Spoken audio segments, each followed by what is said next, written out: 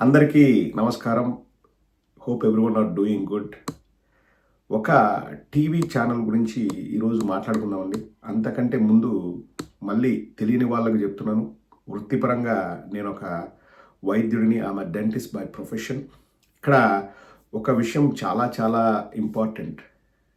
మంచితనం అనేది ఎవరైనా ఒక నిర్వచనం ఇవ్వగలరా? మంచితనానికి డెఫినేషన్ ఇవ్వగలరా?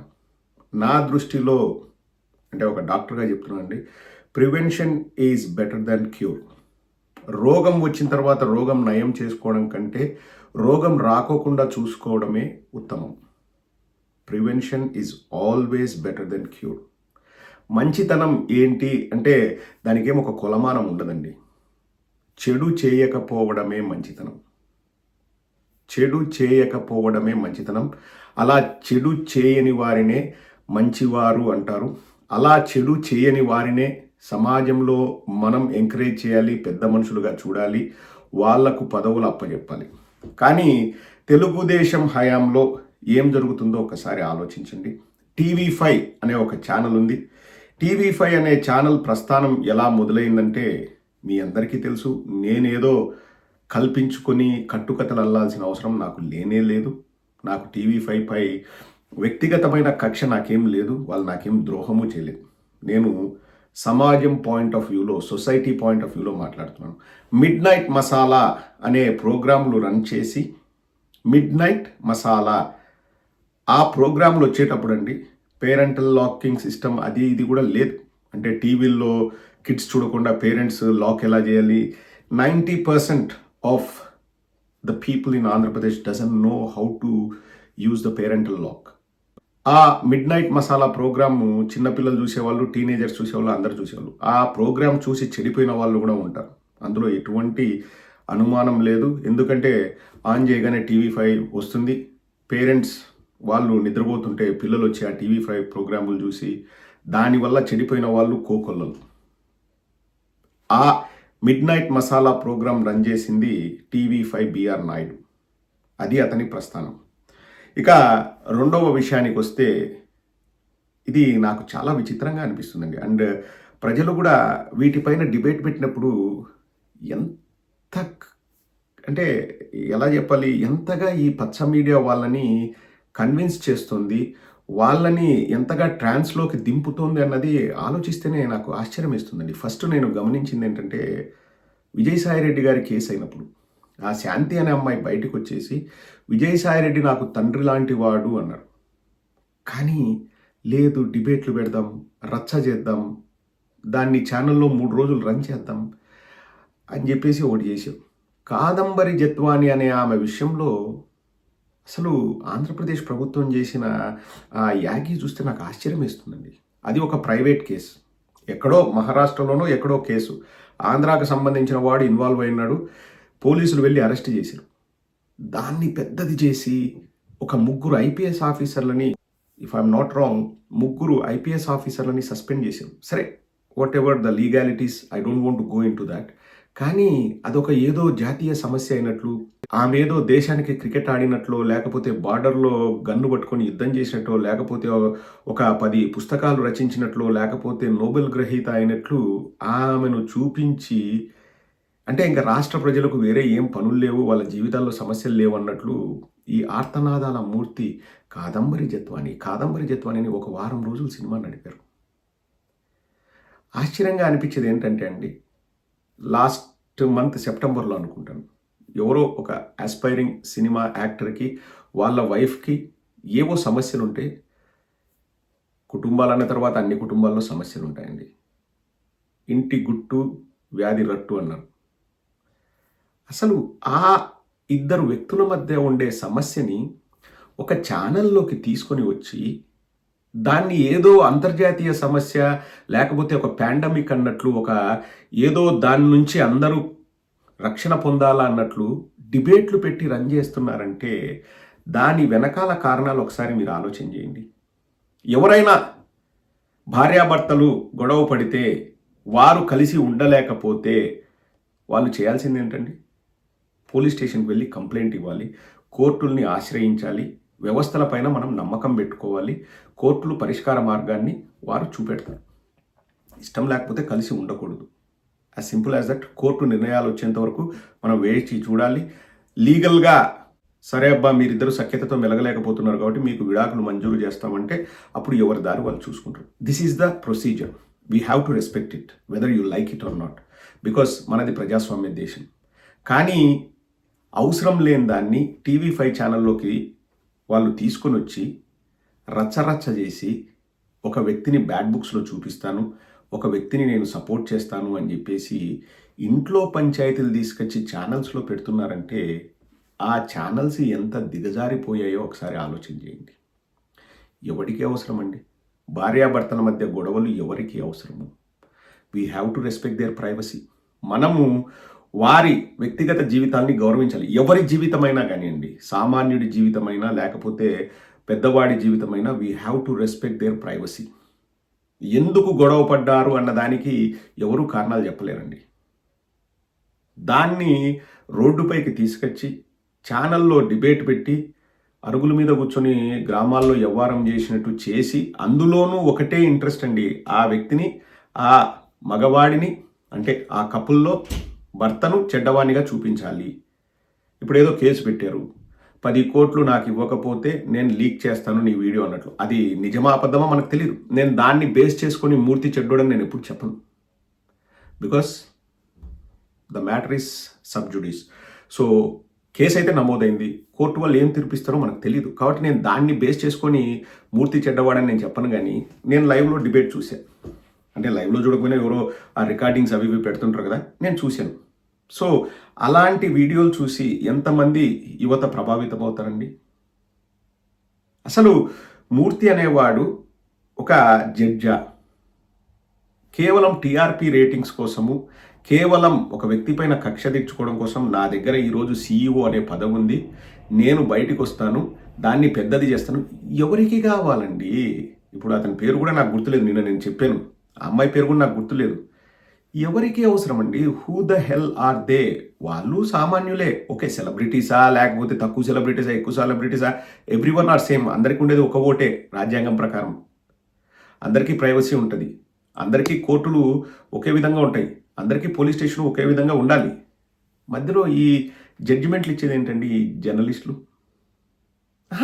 ఇంకా డైరెక్ట్ చర్చ పెడతారండి, డిబేట్స్ వాళ్ళని కూర్చోబెట్టి. అంటే ఏ విధమైన జర్నలిజం అండి ఇది? ఇక మూడవది, అసలు ఇష్టారీతిన ఒక పార్టీకి కొమ్ము కాస్తూ ఇంకొక పార్టీని బద్నాం చేయాలి అనేది జర్నలిజమా అండి? లేకపోతే జర్నలిజం ముసుగులో బ్రోకరిజమా? అంటే ఎలా అయిపోయిందంటే, ఇప్పుడు తెలుగుదేశం వాళ్ళు ఎవరైనా వాళ్ళ నాయకుడిని పొగిడారనుకోండి, నేను ఈ 4 ఏళ్లలో ఎప్పుడు కూడా తెలుగుదేశం వాళ్ళపైన నేను డిబేట్లు పెట్టలేదు. ఎందుకంటే నేను జగన్మోహన్ రెడ్డి గారిని అభిమానిస్తాను, వాళ్ళు చంద్రబాబు నాయుడు గారిని అభిమానిస్తారు, పవన్ కళ్యాణ్ని జనసేన వాళ్ళు అభిమానిస్తారు. అందులో తప్పేం లేదు, వాళ్ళు అభిమానించాలి కూడా. వాళ్ళు అభిమానిస్తేనే వాళ్ళు ఆ పార్టీలో ఉండగలరు. సో అది నాకేం తప్పు అనిపించదు. ఇప్పుడు తెలుగుదేశం వాడు ఎవడన్నా నన్ను వచ్చేసి ఒక మాట అన్నా, వాడి నాయకుడి మీద అభిమానంతో వాడు మాట్లాడుతున్నాడు తప్పితే నా మీద ఎందుకు కక్ష ఉంటుందని నేను పెద్ద దాన్ని పట్టించుకోను. నాకు తెలుగుదేశం వలన నాకేం చెడ్డ అభిప్రాయం ఉండదండి, జనసేన వలన నాకేం చెడ్డ అభిప్రాయం ఉండదు. ఎందుకంటే they are just supporting whom they like. అది రాజ్యాంగం మనకు కల్పించిన హక్కు. అందుకే నేను ఏ రోజు కూడా ఒక సామాన్యుడు వచ్చి నన్ను తిట్టినా నేను దాన్ని పెద్దగా తీసుకోను. ఎందుకంటే దే లైక్ దేర్ లీడర్. ఇప్పుడు మనం చదువుకున్నాం, మనకు జ్ఞానం ఉంది, మనకు విజ్ఞానం ఉంది, మనకు అనుభవం ఉంది, మనం సభ్యతతో ఎలా మెలగాలన్న తెలుసు, సమాజం పట్ల గౌరవం ఉంది, బాధ్యత ఉంది. కొందరు ఆకతాయిలు ఉంటారు, చదువు సందలేని వెధవలు ఉంటారు, వాడికి ఏమీ తెలియదు, తాగొచ్చి కూడా మెసేజ్లు పెడుతుంటారు. నేను చెప్పాను కదండి, సోషల్ మీడియాలో అనంతపురంలో ఒక మైనర్ బాలికను 15 మంది 14 నెలలుగా రేప్ చేసి గర్భవతి చేశారు. ఆ 15 మంది కూడా సోషల్ మీడియాలో ఉండొచ్చు. రషీదుని చంపినవాడు కూడా ఇంతకుముందు సోషల్ మీడియాలో ఉండిండొచ్చు. బద్వేల్లో ఒక టీనేజ్ అమ్మాయిని చంపిన వాడు కూడా సోషల్ మీడియాలో ఉండిండొచ్చు. మదనపల్లిలో ఒక పిల్లని చంపిన వాడు కూడా సోషల్ మీడియాలో ఉండొచ్చు. ఇంకా వాళ్ళకు మనం సమాధానాలు చెప్పుకుంటూ పోలేము. ఒకటే ఏంటంటే మన నడవడిక ఏంది, మనం ఎలా ఉండాలని మనం డిసైడ్ చేసుకోగలం. మళ్ళీ again prevention is better then cure. మనం ప్రివెంట్ చేసుకోగలం, మన మాటల్ని మనం అదుపులో పెట్టుకోగలం. వేరే వాళ్ళ మాటల్ని మనం అదుపు చేయలేము, పట్టించుకోవాల్సిన అవసరం లేదు. కానీ ఏకపక్షంగా ఒక పార్టీకి కొమ్ము కాస్తూ జర్నలిజం విలువలకి తిలోదకాలిస్తూ, ఇంకా ఇప్పుడు మీరు ఓపెన్ చేసి చూడండి, మీరే నా మాటగా కాదు, టీవీ5 అనే ఛానల్ ఓపెన్ చేసి చూడండి. ఒక 50 థంబ్నెయిల్స్ మీరే చదవండి. 49 నుంచి 48 వరకు జగన్మోహన్ రెడ్డి గారిని తిడుతూనో వైఎస్ఆర్ కాంగ్రెస్ పార్టీని తిడుతూనో ఉంటాయి ఆ థంబ్నెయిల్స్. అది జర్నలిజమా అండి? అసలు మహిళా క్రికెట్ టీం వరల్డ్ కప్ గెలిస్తే లోకేష్ పాత్ర ఏముందండి? లోకేష్ పాత్ర ఏమైనా ఉందా? ఎంత దిగజారి వీళ్ళు, అంటే వీళ్ళు దిగజారితే పర్లేదండి, పత్రికా విలువల్ని, మీడియా విలువల్ని దిగజార్చుతూ వీళ్ళు ఇలా బరి తెగించి ఒక పార్టీకి కొమ్ము కాస్తూ, వ్యక్తిగత జీవితాల్లోకి తొంగి చూస్తూ, వ్యక్తిత్వ హననాలు చేస్తూ, పిల్లల భవిష్యత్తు పాడు చేస్తూ, బూతు చిత్రాలను లేకపోతే బూతు విషయాలను మిడ్ నైట్ మసాలా ప్రోగ్రాంలో చూపిస్తూ ఇలా పబ్బం గడుపుకుంటున్న ఛానల్ని ఎందుకు బ్యాన్ చేయకూడదు అన్నది నా ప్రశ్న. మిమ్మల్ని అడుగుతున్నానండి, ఎందుకు బ్యాన్ చేయకూడదు? వాళ్ళ వల్ల ఏంటి సమాజానికి ఉపయోగం? ఒకరికైతే ఉపయోగం, చంద్రబాబుకైతే ఉపయోగం. చంద్రబాబుని విపరీతంగా లేపుతూ అవతల పార్టీ పైన విషయం కక్కి పెడతాం. ఇప్పుడు నేను మాట్లాడుతున్నాను అనుకోండి, నాకు సోషల్ రెస్పాన్సిబిలిటీ ఉంది. నేను బాధ్యతతో నేను ఏం చెప్తున్నాను? నేను డే 1 నుంచి నేను వైఎస్ జగన్మోహన్ రెడ్డి గారికి సపోర్ట్ చేస్తున్నాను. నేనేం ముసుగు దొడుక్కోలేదు. నేను వైఎస్ఆర్ కాంగ్రెస్ పార్టీ కార్యకర్తని. నేను అలాగే మాట్లాడతాను. నేను ఎవరిని మభ్యపెట్టాల్సిన అవసరం లేదు, మోసం చేయాల్సిన అవసరం లేదు అని నేను క్లియర్గా చెప్పాను. వాళ్ళు కూడా అలా క్లియర్గా స్టేట్మెంట్ ఇచ్చి, మేము చంద్రబాబు నాయుడికి కొమ్ము కాస్తున్నాం, చంద్రబాబు నాయుడు దగ్గర మేము లాభపడుతున్నాం కాబట్టి మేము చంద్రబాబుకు లాభం చేకూరుస్తున్నామని వాళ్ళు మీడియాలో పెట్టినా ప్రజలు డిసైడ్ చేస్తారు చూడాలా వద్దా అని. కానీ మేము న్యూట్రల్ జర్నలిస్టము, మేము నికార్సైన జర్నలిస్టులము అని చెప్పేసి ముసుగేసుకొని వ్యక్తిగత జీవితాల్లోకి తొంగి చూస్తూ కొంపలో కుంపట్లు పెట్టేది, తర్వాత డిబేట్లు పెట్టేది, పిల్లల భవిష్యత్తు మిడ్ నైట్ మసాలా ప్రోగ్రాములతో నాశనం చేసేది. అతనికి ఎట్లా ఇస్తారండి? అతనికి అసలు టీటీడీ చైర్మన్ పదవి ఇచ్చినప్పుడు నేను ఆశ్చర్యపోయా. ఇంత క్విడ్ ప్రోకోనా? రాజశేఖర రెడ్డి గారు ఆంధ్రప్రదేశ్ చరిత్రలో ఒక మహిళను హోంమంత్రి చేస్తే, జగన్మోహన్ రెడ్డి గారు ఆంధ్రప్రదేశ్ చరిత్రలో దళిత మహిళను హోంమంత్రిని చేశారు. అది వాళ్ళ క్రెడిబిలిటీ. ఒక మిడ్ నైట్ మసాలా అనే బూతు ప్రోగ్రాం నడుపుకునే వాడిని పవిత్రమైన తిరుమల తిరుపతి దేవస్థానం చైర్మన్గా నియమిస్తాడు చంద్రబాబు నాయుడు. తేడా ఒక్కసారి గమనించండి. ఇప్పుడు బ్యాన్ చేయమని అడిగితే ఆ లీగాలిటీస్ అవన్నీ ఉంటాయి. ఎవరు బ్యాన్ చేస్తారో ఎవరు బ్యాన్ చేయలేరో మన కంట్రోల్ ఉండదు. కానీ prevention is always better then cure. మనకు మనం నియంత్రించుకోవచ్చు కదా. రాష్ట్రంలోని ప్రతి ఒక్కరూ టీవీ5 చూడడం ఆపేయండి. ఇది నా రిక్వెస్ట్. మనం చూడడం ఆపేస్తే వాళ్ళ టీఆర్పీలు పడిపోతే అప్పుడు వాళ్లకు సోయ వస్తుంది. వాళ్ళు నిజమైన జర్నలిజం చేయడం మొదలు పెడతారు. వాళ్ళు వ్యాపారం చేసుకుంటే మనకేం అభ్యంతరం లేదు. చెప్తున్నాను కదండి, నాకేం వ్యక్తిగతంగా టీవీ5 పైన కక్ష లేదు. కానీ ప్రజల్ని ప్రభావితం చేస్తుంటే ఇది తప్పు అని చెప్పకపోతే ఫస్ట్ మనం తప్పు చేసిన వాళ్ళం అవుతాం. నేను మళ్ళీ మిమ్మల్ని అడుగుతున్నాను, ఎవడో బ్యాన్ చేయాల్సిన అవసరం లేదు. మీరు ఎందుకు బ్యాన్ చేయకూడదు? ఎందుకు ఆ టీవీ ఛానల్ మీరు చూడాలి? ఒక్కసారి ఆలోచించండి. ఇప్పుడు బయటికి వచ్చేసి 5 కోట్ల మంది చూస్తుండగా ఒక టీవీ ఛానల్లో వాళ్ళు ఇంత బరితెగించి ప్రవర్తిస్తున్నారంటే వాళ్ళు రెచ్చగొట్టే ధోరణితో మాట్లాడుతున్నారు. నువ్వు ఇండియాకు రా, నిన్ను అరెస్ట్ చేస్తాము, మా తడాకా చూపిస్తాము, మా దగ్గర అధికారం ఉంది, మేము అధికారాన్ని దుర్వినియోగం చేస్తాము, ఓపెన్గా చెప్తున్నారండి. ఇది ప్రజాస్వామ్యానికి గొడ్డలి పెట్టు. యువత భవిష్యత్తును నాశనం చేస్తోంది టీవీ5.